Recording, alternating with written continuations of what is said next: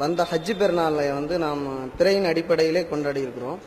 ஆனால் அந்த பெருநாள் அவங்க கொண்டாடின நாள் அந்த தினத்தன்று நோன்பு இருந்ததுனால இவர்களெல்லாம் காஃபிரு, இவர்கள் தந்த குர்பானி எல்லாம் ஹராமாச்சு அப்படின்லாம் வந்து பிரச்சாரம் செஞ்சு கொண்டிருக்கிறார்களே, இவர்களுக்கு நாங்கள் என்ன பதில் சொல்ல வேண்டும்?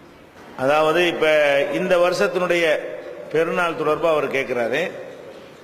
முதல்ல வந்து நம்ம வந்து பெருநாள் கொண்டாடியது குர்பானி கொடுத்ததெல்லாம் ஏற்றுக்கொள்ளப்படாது என்று மாற்று கருத்தில் உள்ளவங்க சொன்னதா சொல்றாரு. முதல்ல வந்து இந்த வருடத்தினுடைய பெருநாள் அறிவிப்பை பொறுத்த வரைக்கும் அதுல நிறைய உண்மைகளை வந்து உங்களுக்கு சொல்ல வேண்டி இருக்கிறது, நிறைய செய்திகள் அதில் இருக்கிறது, அதை நீங்க விளங்கிக் கொள்ள வேண்டும். இஸ்லாத்தை பொறுத்த வரைக்கும் நமக்கு என்ன சட்டம் இருக்குன்னு கேட்டா, பிறையை பொறுத்த வரைக்கும் பிறை பார்த்து தான் நோன்பு வைக்கணும், பிறை பார்த்து தான் பெருநாளை கொண்டாடணும். நோன்பு வைப்பதற்கும் பிறை பார்க்க வேண்டும், பெருநாள் கொண்டாடுவதற்கும் பிறை பார்க்க வேண்டும். இந்த கருத்துல நிறைய ஹதீஸ்கள் இருக்குது. சூமூல் இருயத்திஹி, பிறையை பார்த்து நோன்பு வையுங்கள். அஃப்திருல் இருயத்திஹி, பிறையை பார்த்து நீங்க நோன்பு விடுங்க. இன்கும் அலைக்கும், உங்களுக்கு மேகம் ஏற்பட்டு விடுமையானால் ஃபக்மிலு இத்தத ஷாபான் தலாதீன், ஷாபான் மாதத்தை 30 நாளாக எண்ணிக்கொள்ளுங்கள் என்று ரசூல் ஸல்லல்லாஹு அலைஹி வஸல்லம் நமக்கு சொல்றாங்க. அதே மாதிரி இன்னொரு சந்தர்ப்பத்தில் சில ஹதீஸ்களை சொன்ன பிறகு உங்களுக்கு விஷயம் விளங்கும். இன்னொரு சந்தர்ப்பத்தில் என்ன சொன்னாங்கன்னு கேட்டா, மாதம் என்பது 29 நாட்கள் அப்படின்னு சொன்னாங்க. 29 நாட்கள்ங்கிறத அந்த சொல்லாலையும் சொன்னாங்க, இப்படி இப்படி காட்டி வேற சொன்னாங்க. மாதம்னா என்னன்னு தெரியுமா? இந்த வச்சுக்க, 1ஆச்சா 2ஆச்சா 3ஆச்சாங்க, ஒரு வரல மடக்கிட்டாங்க, இப்படி காட்டுறாங்க. 2 10 ஒரு 9 சின்ன பிள்ளைக்கு சொல்லி தர்ற மாதிரி இப்படி கையால் சைகை செய்தும் ரசூல் ஸல்லல்லாஹு அலைஹி வஸல்லம் 2 தடவை 10 10 விரலை காட்டிவிட்டு 3வது தடவை 9 விரலை காட்டி, மாசம் சொன்னாலே 29 நாள் தான். இஸ்லாத்துல மாதம்ங்கிறது எவ்வளவுதான்? 29 நாள் தான். 29க்கு அடுத்து வர்ற நாள் வந்து டவுட்டுக்குரிய நாள், நல்ல விளங்கிக் கொள்ள வேண்டும். 29 கன்ஃபார்மா ஒரு மாசம், 29 குறைஞ்சி மாசம் வரக்கூடாது. இஸ்லாமிய மாதங்கள்ல 29 குறைச்சி வரக்கூடாது. 29 முடிச்ச பிறகு அந்த 30வது ராத்திரி இருக்குல்ல, அது சந்தேகத்துக்குரிய நாள். சந்தேகத்துக்குரிய நாள்டா என்ன? அது வந்து பிறை பிறந்து விட்டது என்று சொன்னால் அடுத்த மாசம் வந்துருச்சுன்னு அர்த்தம். பிறை பிறக்கல என்று சொன்னா முந்தின மாசத்தினுடைய கடைசி நாள் அர்த்தமாயிரும். அந்த 29 கன்ஃபார்ம் ஆயிடுச்சுல, 30வது ராத்திரிக்கு நீங்க பார்க்கணும் பிறைய. எல்லா நாளும் பார்க்க வேண்டிய அவசியம் கிடையாது. 30வது ராத்திரி நம்ம பிறை பார்த்தோம்னு சொன்னா, பிறை தெரிஞ்சுன்னு வைங்க, பிறை தெரிஞ்ச அடுத்த மாசம் தானே, அடுத்த மாசம் வந்து விட்டுதுன்னு அர்த்தம். பிறை தெரியலன்னு வைங்க, அப்ப இந்த மாசம் நீடிக்குதுன்னு அர்த்தம். அப்ப ஷாபான் தான் நமக்கு நீடிக்கிறது முடிவு எடுத்துக்கொண்டு அதுக்கு அடுத்த நாளைக்கு பிறை பார்க்க தேவையில்லை. 30 முடிஞ்சு போச்சுன்னா என்ன பேச்சு வராது? பிறை பார்க்கிற பஞ்சாயத்து வராது. என்ன குறைஞ்சது 29, அதிகபட்சம் 30. 31வது நாள் 32வது நாள்லாம் என்ன இல்ல, மார்க்கத்தில் கிடையாது. அப்ப இப்படித்தான் ரசூல் ஸல்லல்லாஹு அலைஹி வஸல்லம் நமக்கு என்ன செய்யறாங்க, பிறைய பத்தி சொல்றாங்க. அதே மாதிரி வந்து மேகமூட்டம் ஏற்படுதுன்னு வைங்க, பிற வானத்துல இருக்க கூட செய்யலாம். அப்ப ரசூல் ஸல்லல்லாஹு அலைஹி வஸல்லம் பண்றாங்க, மேகமா இருந்தா 30ன்னு ஆக்கிட்டு போ, உனக்கு என்ன, முந்தின மாசத்துல ஒரு நாள் அதிகப்படுத்திக்கன்றாங்க. மேகமா இருந்தா அடுத்த நாளுக்கு தாண்டி போக சொல்லல ரசூல் ஸல்லல்லாஹு அலைஹி வஸல்லம், இருக்கிற இடத்துல நிக்க சொல்லிவிட்டாங்க. அதாவது நம்ம இப்ப ஒரு மாசத்துல இருந்துகிட்டு இருக்கிறோம், ஷவ்வால்ல இருக்கிறோம்னு வைங்களேன், ஷவ்வால்ல இருந்தோம்னு சொன்னா ஷவ்வாலுடைய 29 முடிந்து விட்டது, 30வது ராத்திரி வருது. 30 முடிச்சிட்டு துல்கதான்னு சொல்வதாக இருந்தால் அதுக்கு அவசரப்படக்கூடாது. பார்த்தா தான் நீ துல்கதான்னு சொல்லணும். பார்க்கலன்னு சொன்னா இருக்கிறது ஷவ்வால், நம்ம இருக்கிற மாசம் என்னது, ஷவ்வால்ல தான் இருக்கிறோம் அப்படின்னு நம்ம முடிவு எடுத்துக்கொள்ளணும். மாதத்தை முந்தாதீர்கள்ங்கிறாங்க ரசூல் ஸல்லல்லாஹு அலைஹி வஸல்லம். மாதத்தை முந்தக்கூடாது, அதே இடத்துல நின்றுக்கிறலாம். அதுக்கப்புறம் 30 முடிஞ்ச பிறகு போனால் முந்துறது வராது. இப்படி ரசூல் ஸல்லல்லாஹு அலைஹி வஸல்லம் அவர்கள் பிறை சம்பந்தமாக நமக்கு வழிகாட்டி இருக்கிறாங்க. இது போக பிறையை பார்க்கணும் இருக்குதுல, இந்த பார்க்கணும் என்பதுல ரசூல் ஸல்லல்லாஹு அலைஹி வஸல்லம் அவங்க 2 விதமான நிலைப்பாட்டை அவங்க வாழ்நாளில் எடுத்திருக்கிறதுக்கு ஆதாரம் இருக்கிறது. ஒரு ஆதாரம் என்னன்னு கேட்டா, ஒரு கிராமத்தார்கள் என்ன செய்யறாங்க, வர்றாங்க, வந்து நாங்கள் வந்து நேற்று மாலை பிறை பார்த்தோம்னு வந்து சொல்றாங்க, சாயந்தரம் வந்து சொல்றாங்க பிறை பார்த்தோண்டு. ரசூல் ஸல்லல்லாஹு என்ன பண்றாங்க, பிறை பார்த்துட்டீங்கல்ல, அப்ப நான் நோன்பை விட்டுவிட்டு போய் பெருநாளை கொண்டாடுங்க அப்படின்னு ரசூல் ஸல்லல்லாஹு அலைஹி வஸல்லம் அவர்கள் அவங்களுக்கு கட்டளை இடுறாங்க. அப்ப அவங்க பிறை பார்த்த ஒரு செய்தியை சொன்ன உடனே அவங்கள என்ன செய்யறாங்க, நோன்பை விட சொல்லி கட்டளையிட்டுறாங்க. அதே மாதிரி இன்னொரு சம்பவத்தை பார்த்தோம்னு சொன்னா, உம்முல் ஃபضல் என்று ஒரு சஹாபி பெண்மணி, அவங்க என்ன பண்றாங்கன்னா தன்னுடைய சொந்த வேலைக்காக வேண்டி குறைபு என்று சொல்லக்கூடிய ஒரு ஆளை சிரியா நாட்டுக்கு அனுப்புறாங்க. ஷாம்னு சொல்லுவாங்க இல்லையா, அந்த ஷாம் என்று சொல்லப்படக்கூடிய சிரியா நாட்டுக்கு அனுப்புறாங்க. அந்த வேலையெல்லாம் ஏதோ சொந்த வேலையை அனுப்புறாங்க. அவங்க அந்த சிரியா நாட்டில் உள்ள வேலையெல்லாம் முடிச்சுட்டு திரும்பி ஊருக்கு வர்றாங்க. ஊருக்கு வந்த உடனே அது ரமலான் மாசம். ஊருக்கு வந்தோடனே இப்னு அப்பாஸ் போன்ற சஹாபாக்கள்லாம் மதீனாவுல இருக்கிறாங்க. இப்னு அப்பாஸ் கேட்கறாங்க, எப்படிப்பா பிரயாணம்லாம் எப்படி இருந்துச்சு, போன காரியமா அந்த விஷயத்தை விசாரிப்பாங்க இல்லையா. அந்த நலம் விசாரித்தெல்லாம் முடிந்த பிறகு ரமலானுடைய பேச்சு வருது, பிறை பார்க்கறது சம்பந்தமான பேச்சு வருது. அப்ப கேட்கறாங்க, நீங்க சிரியாவில் இருக்கும்போது பிற பார்த்தீங்களா?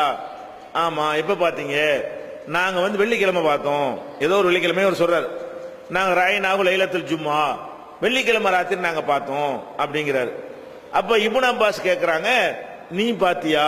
இப்னு அப்பாஸ் இருக்கிறது மதீனா, அவர் பெற பார்த்துட்டு வந்த ஊர் சிரியா, வேற நாடு. அப்ப அவர் கேட்கிறாரு, நீ பெற பாத்தியான்னு கேட்கிறார். நானே பார்த்தேன். நான் மட்டும் பார்க்கல, முஆவியா ஜனாதிபதி இருக்காருல்ல, அவரும் பார்த்தாரு. அவர் மட்டும் பார்க்கல, மக்கள்லாம் பார்த்தாங்க அப்படின்னு அவர் பதில் சொல்றாரு. அப்ப அவர் பெற பார்த்தா சொல்லிவிட்டார்ல, ஒருத்தர் பெற பார்த்தா சொன்னா நம்ம ஏத்துக்கணும்ல, வெள்ளிக்கிழமை பார்த்ததா கணக்கு பண்ணிட்டு போகணும் இல்லையா. இப்னு அப்பாஸ் என்ன பண்றாங்க, அது கடைசி நாள், மாசத்துடைய கடைசி நாள். அப்ப இப்னு அப்பாஸ் என்ன பண்றாங்க, முடியாது, நாங்க சனிக்கிழமை தான் பார்த்திருக்கிறோம். நீ வெள்ளிக்கிழமை பார்த்தீங்கன்னு சொன்னா உனக்கு வேண்டாம், இன்னைக்கு 30 இருக்கலாம். நாங்க சனிக்கிழமை தான் பார்த்திருக்கிறோம், எங்களுக்கு 29 தான் வரும். ஒரு நாள் தள்ளி நாங்க பார்த்ததுனால உனக்கு 30 பூர்த்தி ஆகுறதுனால எனக்கு என்ன செய்யாது, 30 வராது அப்படின்னு சொல்லிட்டு என்ன செய்யறாங்க, நாங்க சனிக்கிழமை தான் பார்த்தோம். அதனால நாங்க அடுத்த மாசத்துக்கு போறதா இருந்தால் எங்களுக்கு 30 முடியணும், இல்லாட்டி பிறைய பார்க்கணும். ஒன்னு 30 முடியணும், இல்லைன்னா என்ன செய்யணும், பிறைய நாங்க பார்க்கணும் என்று சொல்லிவிட்டு, இது இப்னு அப்பாஸ் சொன்னது மார்க்கமாகாது. சொல்லிட்டு அவர் வார்த்தை சொல்றாரு, ஹாக்கதா அமரனா ரசூலுல்லாஹி ஸல்லல்லாஹு அலைஹி வஸல்லம், ரசூல் ஸல்லல்லாஹு அலைஹி வஸல்லம் அவர்கள் இப்படித்தான் எங்களுக்கு கட்டளையிட்டு இருக்கிறார்கள், ரசூலுல்லாஹ்வுடைய ஆர்டர் படி தான் நான் உனக்கு சொல்றேன் அப்படின்னு சொல்றாங்க. அப்ப இதுல என்ன விளங்குதுன்னு கேட்டா, அருகில் உள்ளவர்கள் பிறை பார்த்தோம்னு சொல்லும் போது ரசூலுல்லாஹ் ஏத்துக்கிறாங்க. தொலைவில் ஒரு பிறை செய்தி வரக்கூடிய நேரத்தில் அது உனக்கு இது எனக்குன்னு பிரிக்கப்படுது. இதை ரசூலுல்லாஹ் இப்படிதான் சொல்லி தந்தாங்கன்னு அந்த சஹாபி என்ன செய்யறாரு. அப்ப நம்ம ஹதீஸ்ல என்ன வழங்குறோம், பிறை பார்த்தல் என்பது அந்த ஊர்லயும் பார்க்கலாம், அத பக்கத்துல உள்ள ஊர்களில் பார்த்தாலும் அந்த ஊருக்கு பொருந்தும்.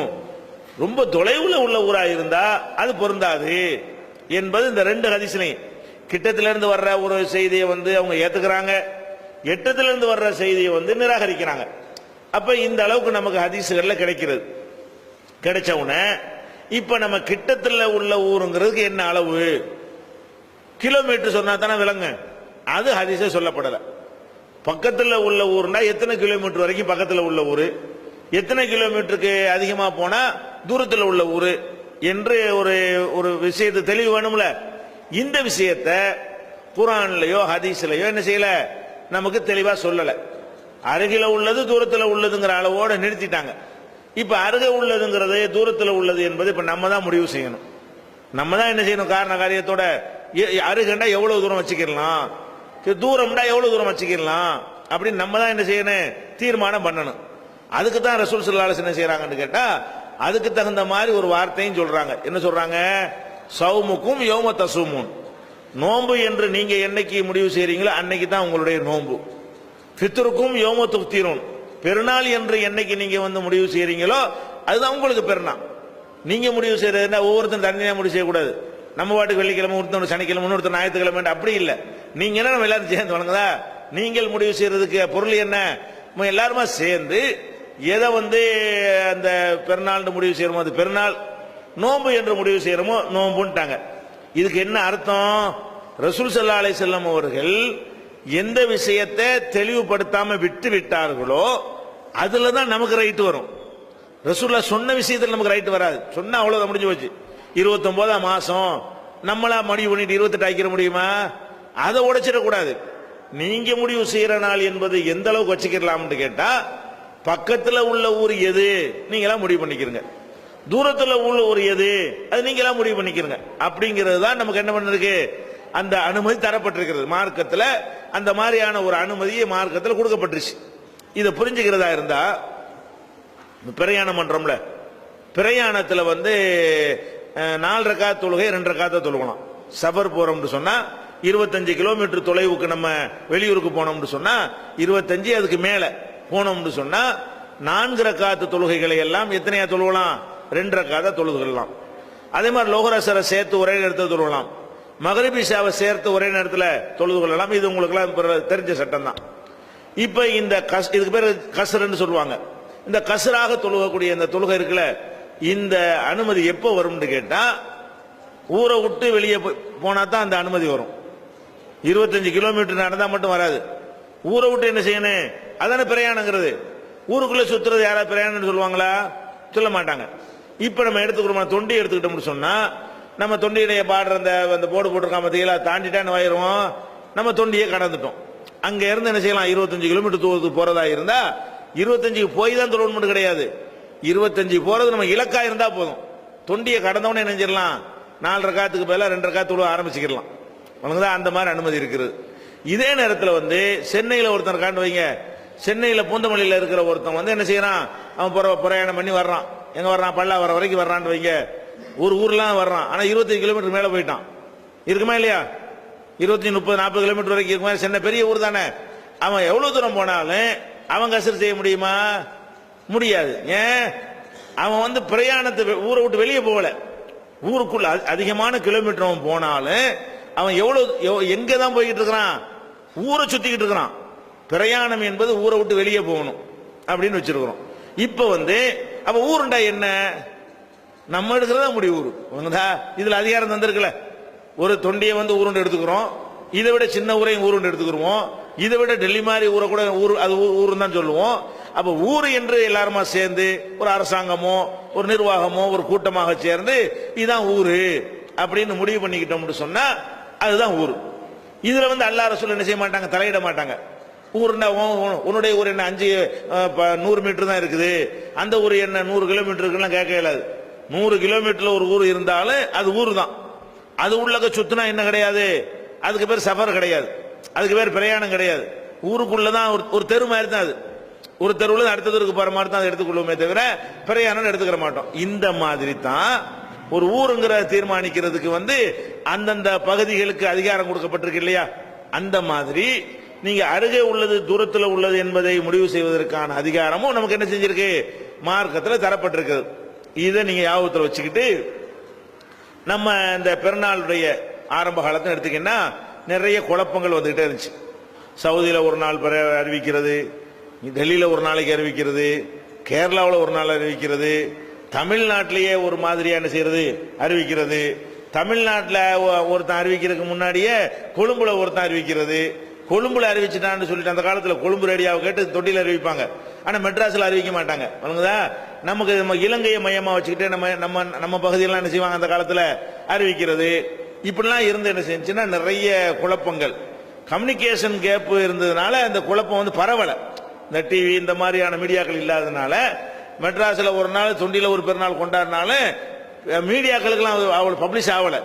அது பெருநாள் போயிடும், அதோட பேர் நம்ம பெருநாள் நமக்கு அவன் பெருநாள் அவனுக்குன்னு போயிடும். இந்த டிஃபரெண்ட் ஒரு இதா என்ன செய்யல, லைவ்ல உடனே காட்டிப்படுறான்ல, உடனே டிவியில காட்டுற மாதிரி அந்த டிவி மீடியா இல்லாத காரணத்தினால இது மாதிரி தெரியலையே தவிர ஆதியிலிருந்து இப்படி நடந்துகிட்டு தான் இருந்துச்சு. 3 நாள் பெருநாள் என்பது ஆதியிலிருந்து நடந்து கொண்டு தான் இருந்துச்சு. சில பேர் இலங்கையை அடிப்படையாக வச்சு அறிவிப்பாங்க, கன்னியாகுமரி மாவட்டத்தில் உள்ளவங்க கேரளாவை அடிப்படையாக வச்சுக்கிட்டு அறிவிப்பாங்க, மெட்ராஸ் அடிப்படையாக வச்சுட்டு ஒருத்தங்க அறிவிப்பாங்க, சவுதி அரேபியாவை அடிப்படையாக வச்சுட்டு ஒருத்தங்க அறிவிப்பாங்க.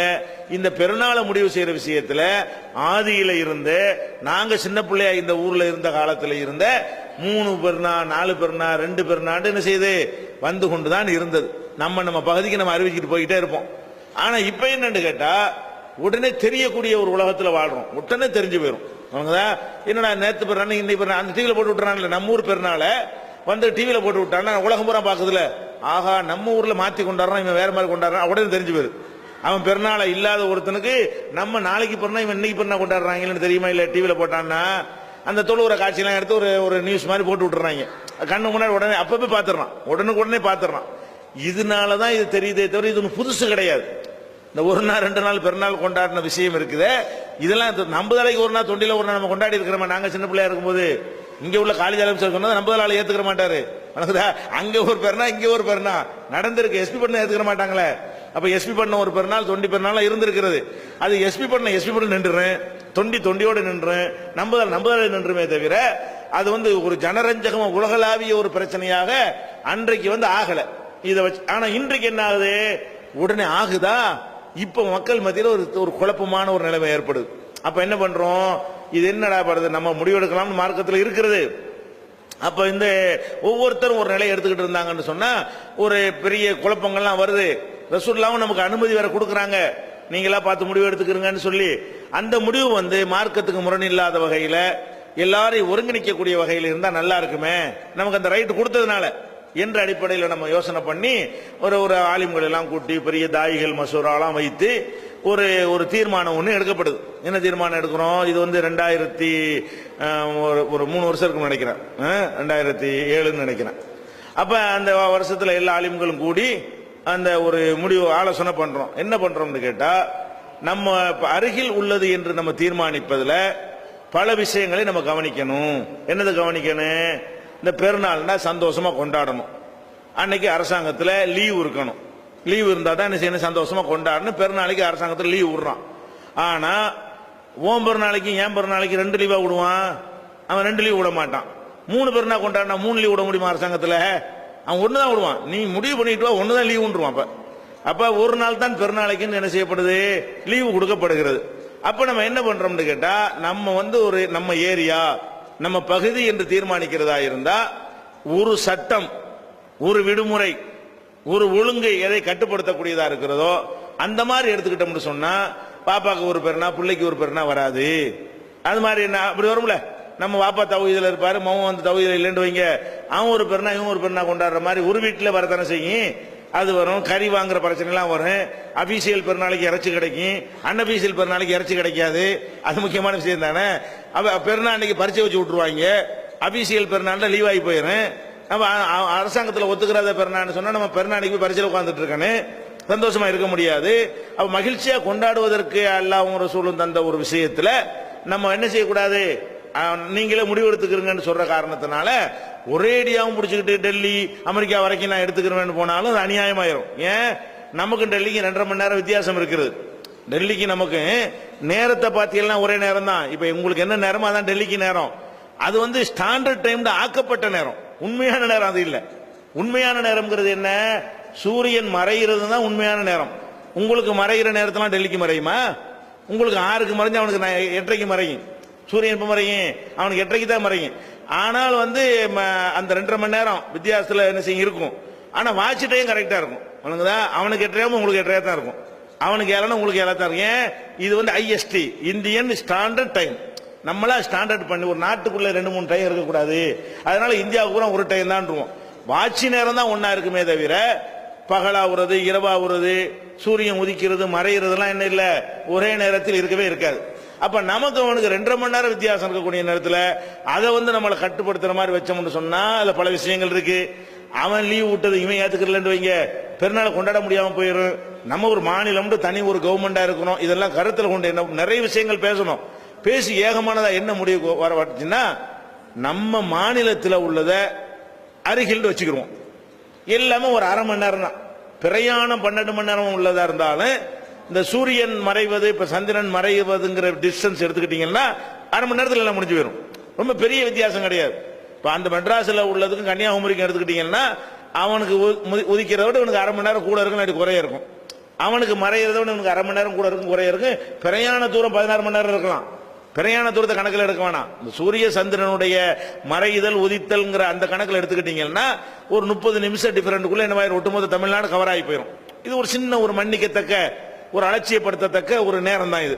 அதனால நம்ம என்ன அது போல பெருநாள் ஒரே மொழியா இருக்கிறோம், ஒரே மாநிலமா இருக்கிறோம், ஒரே கவர்மெண்டா இருக்கிறோம், ஒரே விடுமுறை அனுபவிக்கிறோம். இதெல்லாம் ஒரு கருத்துல கொண்டு என்ன பண்றதுன்னு கேட்டா இந்த கருத்து நல்லா இருக்குது என்ற மாதிரி வந்து தமிழ்நாட்டில் அளவுல குழப்பம் இருக்கான்னு நினைக்கிறோம். ஆனா அது இன்னொரு விஷயத்தையும் நம்ம பார்க்கிறோம். என்ன பார்க்கிறோம்னு கேட்டா, நம்ம மட்டும் தமிழ்நாடு எடுத்தாலும் எல்லாரும் எடுத்தா தானே குழப்பம் தீரும். நம்ம மட்டும் தௌஹீத் ஜமாத்துல மட்டும் தமிழ்நாடு எடுத்துவிட்டு அறிவிச்சோம்னா அதை ஏத்துக்கிறாதவன் வேற நாள்ல அறிவிப்பானே அப்படின்னு என்ன பண்றோம்னு கேட்டா, இந்த தலைமை காட்சி இருக்கார்ல அவரை போய் சந்திக்கிறோம். அவரை நானே சந்திக்கிறேன். நானே சில ஆட்கள் மூலமா கூட்டிட்டு போய் அவரை சந்திச்சு என்ன செய்யறோம், இந்த மாதிரி பெருநாள்ல குழப்பங்கள்லாம் வருது, இது ஆளாளு குழப்பிட்டு இருக்க கூடாது. அதனால எந்த அளவுக்கு நம்ம அறிவிக்கிறது, எந்த அளவுக்கு வந்தால் அருகில் உள்ளதாக நம்ம எடுத்துக்கொள்ளலாம், எந்த அளவுக்கு வந்தால் தூரத்தில் உள்ளதாக நம்ம அலட்சியப்படுத்திடலாம். ரெண்டுக்கு மார்க்கத்தில் இடம் இருக்குல்ல, கிட்டத்தில் உள்ளதை ஏத்துக்கலாம், தூரத்தில் உள்ளதை ஏத்துக்கிற கூடாதுன்னு இருக்குது. அப்படிங்கிறத பேசும் பொழுது அவரு எங்க இருந்தாலும் நான் அறிவிப்பேன் அப்படின்ற மாதிரி சொன்னாரு. இல்லங்க நீங்க தப்பா சொல்றீங்க, உங்க மதுஹபிலேயே அதுக்கு வந்து அனுமதி கிடையாது, மதுஹபிலேயே அதுக்கு ஆதாரம் கிடையாது அப்படின்னு சொல்லி நம்ம எடுத்து காட்டினோன்னே, அப்படிலாம் கிடையாது மதுஹபில இருக்குன்றாரு. நான் நாளைக்கு வந்து உங்களுக்கு ஆதாரத்தை கொண்டு வர்றேன்னு சொல்லி மறுநாள் பிரிண்ட்லாம் எடுத்துட்டு போய் இந்த தலைமை காட்சிட்டு கொண்டு கொடுத்தோன்னே, உங்க மதுஹபில இப்படி தாங்க இருக்குன்னு ஒத்துக்கிட்டார். ஒத்துட்டு என்ன சொல்லிட்டாருன்னா, இனிமே வந்து தமிழ்நாட்டில் பார்த்தா தான் நான் அறிவிப்போமே தவிர அப்படி இல்லாட்டி நம்ம என்ன செய்ய மாட்டோம், அறிவிக்க மாட்டோம்ட்டார். அதன்படி அறிவிச்சிட்டு வந்ததுனால கரெக்டா போனதுனால நமக்கு குழப்பம் இல்லாம போயிட்டு இருந்துச்சு. இதே மாதிரி அவங்களும் ஒத்துக்கொண்டு நம்மளும் ஒத்துக்கொண்டு நம்ம ஒரு ஸ்டேட்ல இருக்கிறோம். அவன் கொழும்புல உள்ள அறிவிச்சனால கொழும்பு பெருநாள் அன்னைக்கு தமிழ்நாட்டில் லீவு கிடைக்குமா உங்களுக்கு? பெருநாள் கொண்டாடலுமா சந்தோஷமா? கொழும்புல பெருநாள் அறிவிச்சு விட்டான், அவன் அரசாங்க விடுமுறை விட்டுருவான். அந்த நேரத்தில் நீங்க பெருநாள்ங்கிறீங்க. இவன் அரசாங்கம் அதை ஒத்துக்கிட்டா தான் உங்களுக்கு அது விடுமுறை கிடைக்கும். அவன் ஒத்துக்கலான்னு வைங்க, அப்ப சென்னையில் உள்ள அறிவிச்ச நாளைக்கு லீவு விடுவான், நீங்க லீவு இல்லாத நாளில் உட்காந்துட்டு பெருநாளுடைய அந்த மகிழ்ச்சியை சந்தோஷத்தை வந்து இழக்க வேண்டி வரும். அதெல்லாம் கருத்தில் கொண்டு என்ன செய்யறோம், ஒரு ஸ்டேட்டுங்கிற ஒரு அளவுல இது ஒரு தனி ராஜ்யம், தனி நிர்வாகம், தனி கவர்மெண்ட் இப்படிலாம் இருக்கிறதுனால அப்ப இதுதான் நல்லது என்று நம்மளும் ஒத்துக்கொண்டு அவங்களும் சுன்னத் ஜமாத்துங்கிறீங்க இல்லையா, அவங்களும் ஒத்துக்கொண்டு ஒரு ஒப்பந்தத்தின் அடிப்படையில் இது வரைக்கும் அது செயல்பட்டுட்டே வந்துச்சு. நீங்க அனுபவத்தில் பார்த்திருப்பீங்க. சென்ற வருஷம் கேரளாவில் முத நாள் வந்து பெருநாள் கொண்டாடினாங்க, இவர் கொண்டாட மாட்டேன்டார். ஏன்? இதே இப்ப தலைமை காட்சி இருக்காரு இப்ப சென்னையில், அவர் என்ன பண்ணாரு, அதெல்லாம் கேரளாவை ஏத்துக்கிற முடியாதுட்டாரு. கேரளாவில் ஒரு நாள் பெருநாள், அடுத்த நாள் இங்கே பெருநாள். என்ன காரணம்? கேரளாவில் பிற பார்த்தாங்க, இங்க என்ன செய்யல, பிற பார்க்கல. அப்ப வேற மாநில பக்கத்து உள்ள மாநிலத்தில் பிறை பார்க்கும் பொழுது கூட இவர் வந்து என்ன செஞ்சதில்ல, இவங்க ஏத்துக்கொண்டது இல்லை. அதே மாதிரி வந்து இந்த நடந்த நோன்பு எடுத்துக்கிறேன், நடந்த நோன்பு இருக்குல்ல, இந்த நோன்பு பெருநாள் எடுத்துக்கிட்டீங்கன்னு சொன்னா, தமிழ்நாட்டுக்கும் ஆந்திரா பக்கத்தில் இருக்குல்ல, ஆந்திராவுக்கும் ஒரு நாள் வித்தியாசம் வருது.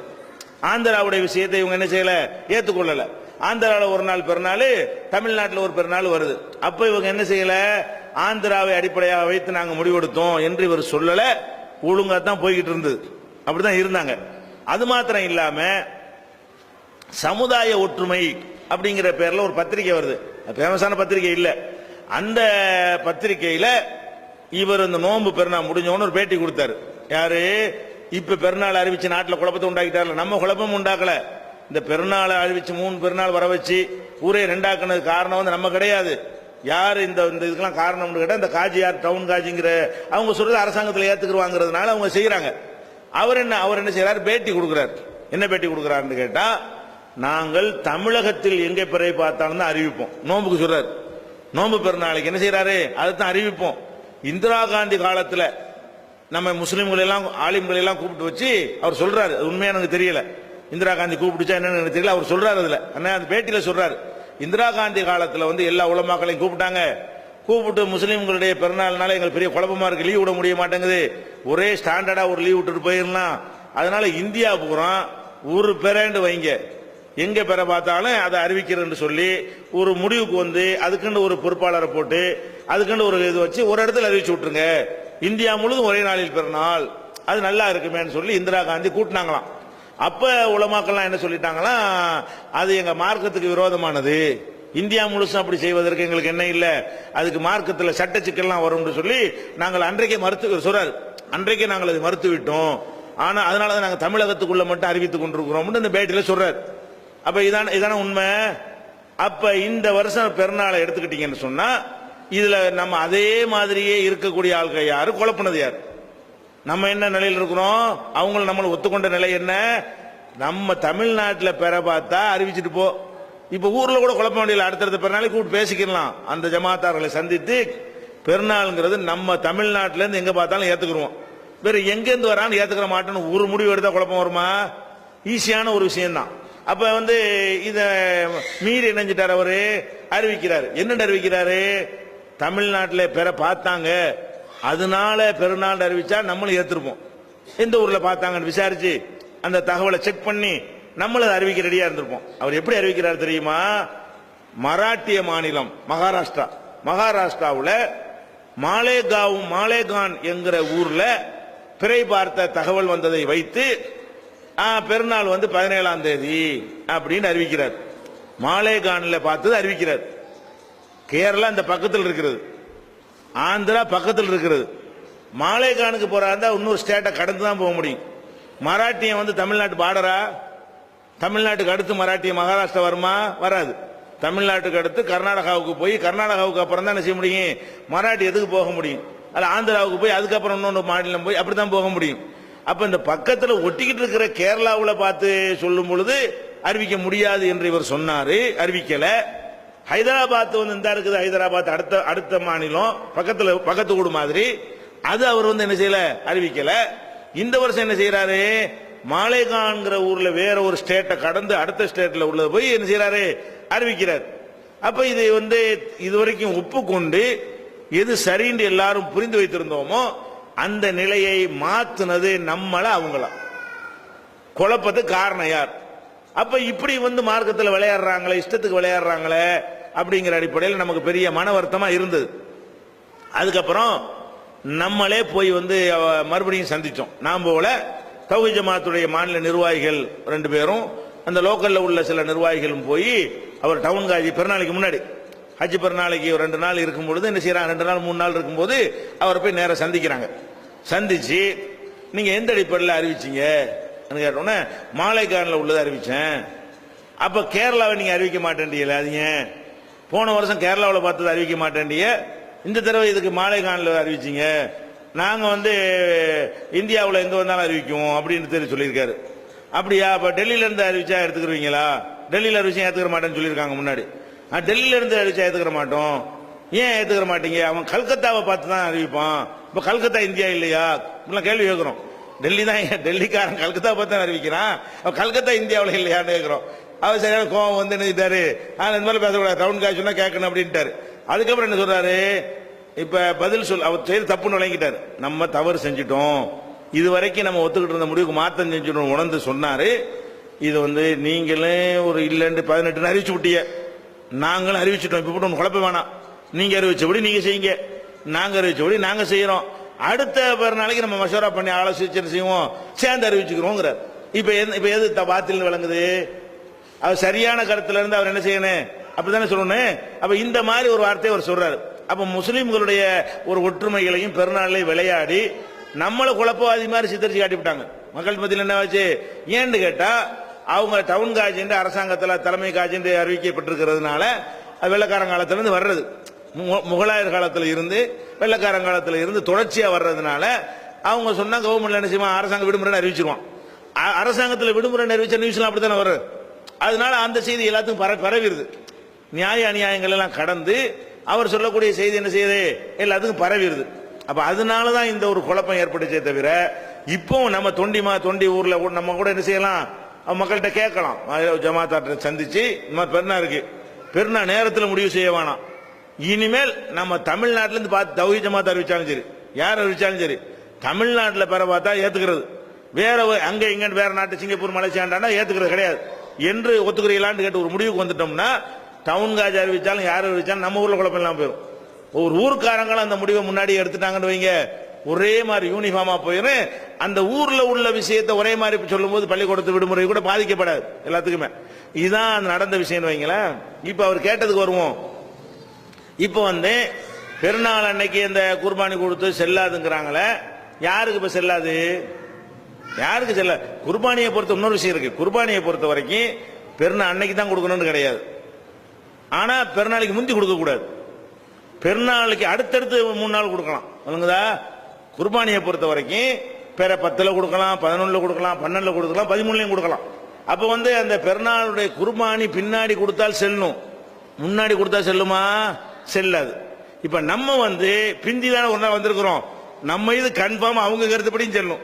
அவங்க கருத்துப்படி பார்த்தாலும் பெருநாளைக்கு மறுநாள் தானே, பெருநாளைக்கு மறுநாள் குர்பானி கொடுக்கலாம் தானே? அவங்க மதுஹபு சட்டப்படி பெருநாளைக்கு மறுநாள் குர்பானி கொடுத்தாலும் செல்லத்தானே செய்யும். அவங்க நம்ம சட்டப்படி நம்ம சொல்லப்படி அவங்க ஒத்துக்கொண்டபடி அவங்க பெருநாளைக்கு முத நாள் கொடுத்தா அது செல்லுமா? மதுஹபுல யாச்சும் செல்லுமா? அவங்க கொடுத்த குர்பானி செல்லாதீங்க. அவங்க பெருநாள் அன்னைக்கு கொடுக்கவில்லை, அவங்களா பெருநாள் என்று நினைத்துக் கொண்ட நாளில் சொல்கிறார்கள். நாங்க சொல்வதுதான் சரியாக இருக்குமையானால் அவர்கள் கொடுத்தது பெருநாளில் இல்லை, பெருநாள் தொழுகைக்கு முந்தி ஒருத்தர் கொடுத்துட்டு வருவார். அல்லாஹ்வுடைய தூதரே, நான் வந்து எல்லா சொந்தக்காரங்களாம் நிறைய வந்துட்டாங்க, சாப்பாடுக்கு ரொம்ப தேவை இருந்துச்சு, அதனால முன்னாடி ஆடலாம் அடுத்தபடி தான் தொழுகைக்கு வந்திருக்காங்கிறாரு. அப்ப ரசூலுல்லாஹ் என்ன பண்றாங்க? அது சாப்பாட்டுக்கு அடுத்த ஆடு தொழுதுட்டு போய் இன்னொரு ஆடு இருக்கிறாங்க. அப்ப தொழுகைக்கு பிறகுதான் இதா இருக்கனே குர்பானி கொடுக்கணும். பெருநாள் அன்னைக்கு கூட தொழுகைக்கு முந்தி அறுத்துடக்கூடாது, பிந்திதான் இருக்கணும் இருக்கிறது. இப்ப நம்ம சொன்னது இப்ப சரி, அல்லாஹ்வுக்கு தான் உண்மை தெரியும் வச்சுக்கிருவோம். நம்ம சொன்னதும் அல்லாஹ்ட்ட சரின்னு வைத்துக் கொண்டால் அவங்க குர்பானி செல்லுமா? செல்லாதீங்க. 18ஆம் தேதி பெருநாள், அவங்க பெருநாளுக்கு முத நாள் கொடுத்து விட்டார்கள். 18ஆம் தேதி பெருநாள் சொன்னா அவங்க வந்து என்ன செஞ்சாங்க? 17ஆம் தேதி அரஃபா நாள்ல நோன்பு வைக்கக்கூடிய நாளில் கொடுத்து விட்டார்கள். அதுக்கு பேர் குர்பானி இல்லைண்டாவுமா இல்லையா? அவங்க செய்யறது சரிந்து வைத்தால் எங்க குர்பானி செல்லுமே? எங்க கணக்குப்படி இது பெருநாள், உங்க கணக்குப்படி பெருநாளைக்கு மறுநாள் குர்பானி கொடுக்கலாமே? பெருநாளைக்கும் கொடுக்கலாம், பெருநாளைக்கு உங்க கருத்துப்படி வச்சாலும் நாங்க குர்பானி கொடுத்து செல்லும். எங்க கருத்துப்படி வச்சா அவன் நீங்க குர்பானி கொடுத்து செல்லாது. யாரு செல்லாது? இப்ப மதுஹபுல நான் சொல்றேன், மதுஹபு சட்ட பிரகாரமே அவங்களுடைய குர்பானி செல்லாது. அதனால இது வந்து நமக்கு பாதிப்பு ஏற்படாது. விளங்காம என்ன செய்யறாங்க? சொல்றாங்க நம்ம செஞ்ச பெருநாளா இல்ல பேச்சுக்கு. அல்லாவிடத்தில் 18ஆம் தேதி பெருநாளா இல்லாட்டாலும் நீங்க கொடுத்த குர்பானி பெருநாளைக்கு மறுநாள் கொடுத்ததா இருக்குமே, ஆனால் அது ஒன்றும் பெரிய பாதிப்பு கிடையாது. குர்பானி என்ன செய்யப்படும்? குர்பானிக்குரிய நாளில் தான் நம்ம கொடுத்து